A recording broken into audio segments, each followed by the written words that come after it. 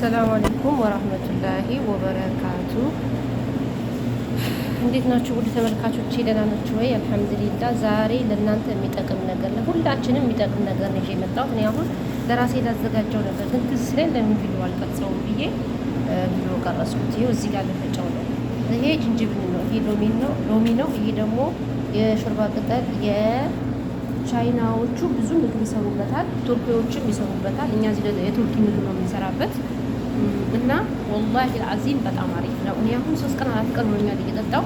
በጣም አሪፍ ነው ለደም ግፊት፣ ለጉበት፣ ለስኳር፣ ለተለያዩ በሽታዎች፣ የቧንቧ መዘጋት፣ ለብዙ ነገሮች ወላሂ ብዙ ጥቅም አለው። እኔ አሁን ሰዓትና ጊዜ ስለሌለኝ ነው።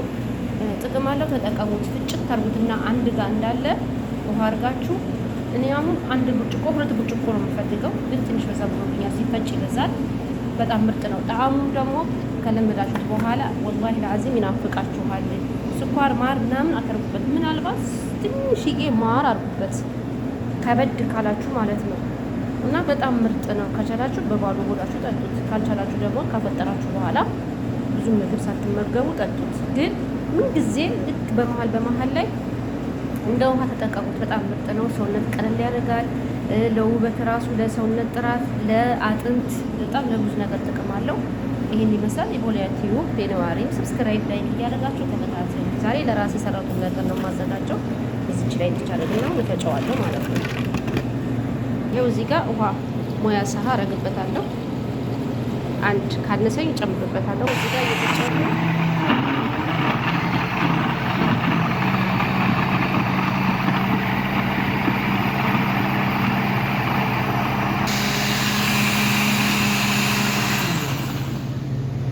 በዚህ መልኩ ተፈጭቷል። አሁን አጠለዋለሁ።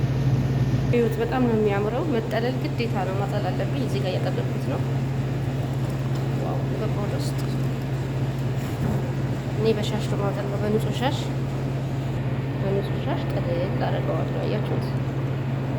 ከለሩ ራሱ ሲያምር፣ ሽታው ራሱ ደስ ሲል ወላሂ። ዝንጅብሉ እንትኑ ሌሙኑ የቅጠሉ እንኳን ትንሽ ሽታው ከበድ ይላል፣ ግን ጥቅሙ ልዩ ነው። ጥቅሙ በጣም አሪፍ ነው።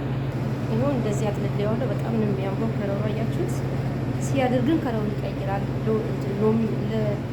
ሎሚው ከለሩን ይቀይረዋል፣ ግን ያምራል። ይህንን ከራሱ ጥለዋለሁ ማለት ነው። እዚህ ጋር ዝባለ አያችሁት?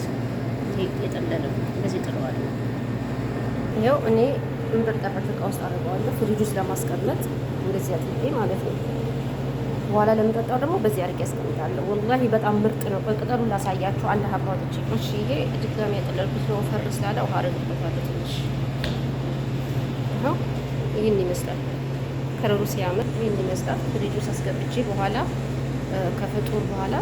ፍጡር ላይ በባዶ ሆድ የሚመረጠው በባዶ ሆድ ነው መጠጣት ይቻላል ማለት ነው። በጣም ጥቅም አለው። ይሄ ነው ቅጠሉ። ይሄ እንግዲህ አረብ ቤትም ይመጣል፣ ብዙ ጊዜ ይሰራል ከሾርባ ጋር። ሴቶች፣ ወጣቶች እንደዚህ እየፈጩ ይጠጡታል፣ ከሙዝ ጋር፣ ከብርቱካን ጋር። ይሄ ነው ቅጠሉ።